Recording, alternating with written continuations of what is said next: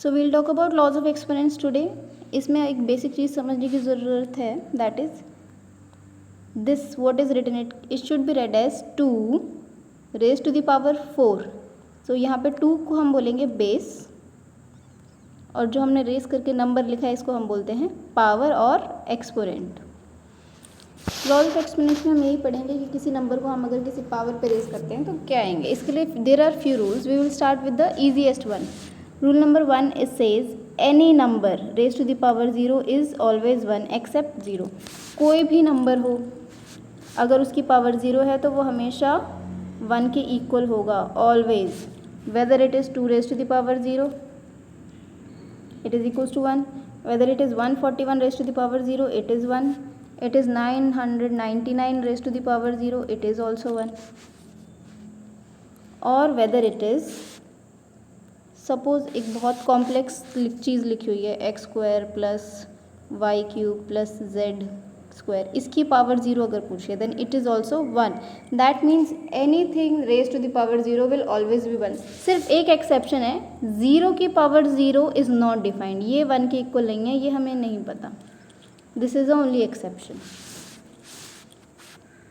Even if it is written that if any such complex thing is written and its power is 0, it will automatically become equals to 1. So this is the first law. Second law says if the base are same and they are in multiplication but they have different powers, so the powers get added.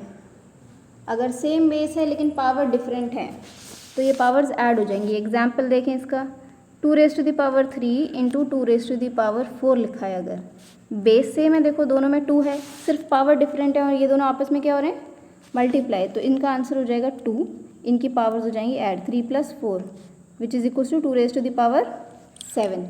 This was an easy question. अब इसी का थोड़ा complex चीज़ देखें हम, 2 raise to the power 4 into 2 raise to the power -5 into 2 raise to the power 7 into 2 raise to the power -10। अब इसका answer कैसे आएगा, इन सब का बेस क्या है, इक्वल है। अब चाहे ये सेम बेस 2 हो, 4 हो, 10 हो, कितने भी हो, हमें अगर ये मल्टीप्लाई में है तो we just need to add their powers. So this will become equals to 2 raise to the power 4 plus next power क्या है, माइनस। जब भी माइनस में आएगी कोई चीज़ हम उसे ब्रैकेट में लिखेंगे just to avoid the mistakes, +7 plus -10।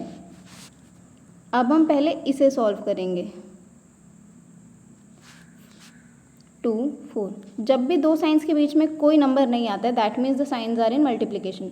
So plus into minus is minus, +7 plus into minus is again minus. Now we will solve this. 4 - 5 will become -1। जब डिफरेंट पावर्स होती हैं तो हम उनका डिफरेंस निकालते हैं और साइन आता है ग्रेटर नंबर का। +7 - 10 का आंसर आएगा -3। So this is 2 raised to the power, same sign, so we will add them but sign आएगा नेगेटिव का। So the answer is 2 raised to the power -4। ये है हमारा second law. Third law says if the base are same, base same है लेकिन divide हो रहे हैं, वो पावर डिफरेंट है, तो हम इसमें क्या करेंगे, न्यूमरेटर की पावर में से डिनोमिनेटर की पावर सब्ट्रैक्ट कर देंगे।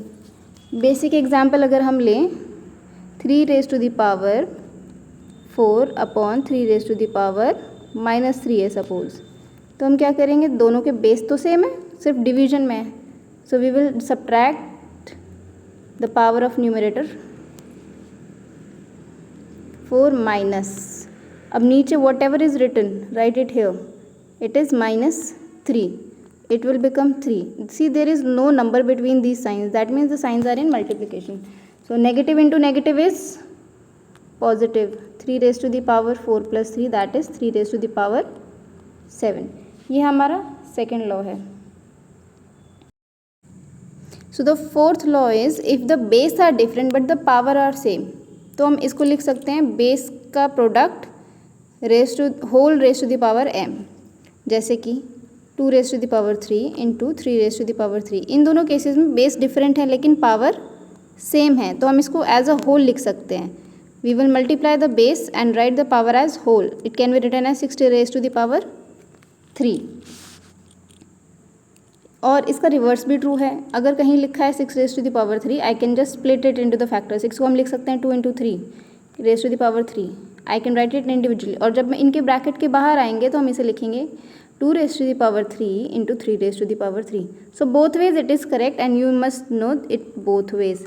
Now fifth law is if the base are different but the power is same और वो डिवीजन में है, तो हम इसको फिर से क्या कर सकते हैं, हम बेस को एज अ होल लेके होल की पावर m लिख सकते हैं. Like suppose 7 raise to the power 5 upon 9 raise to the power 5.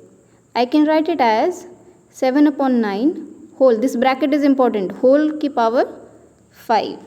और या फिर हम ये कह सकते हैं, अगर कहीं हमें नंबर दिया है इसकी पावर होल 4 है, तो जब हम ये ब्रैकेट रिमूव करेंगे इट मीन्स न्यूमरेटर की भी पावर 4 है और डिनोमिनेटर की भी पावर 4 होगी. Now last law, any number raise to the negative power. अगर हमें ये नेगेटिव पावर रिमूव करनी है, we just need to do the reciprocal of this given number with the base. हमने रेसिप्रोकल किया, ये पावर नेगेटिव से पॉजिटिव हो गई. Suppose there is written 2 raised to the power minus 5. I just need to do its reciprocal 1 upon 2 raised to the power 5. Understood?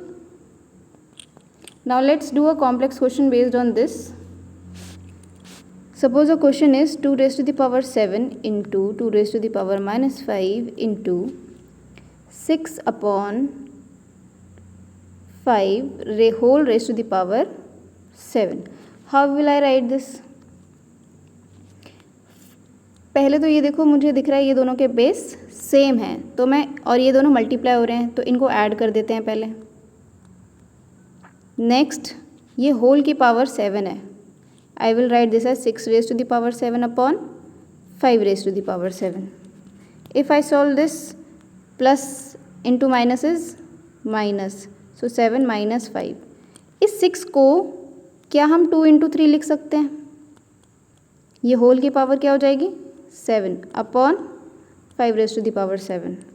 This is 2 raise to the power 2 into 2 raise to the power 7 into 3 raise to the power 7 upon 5 raise to the power 7.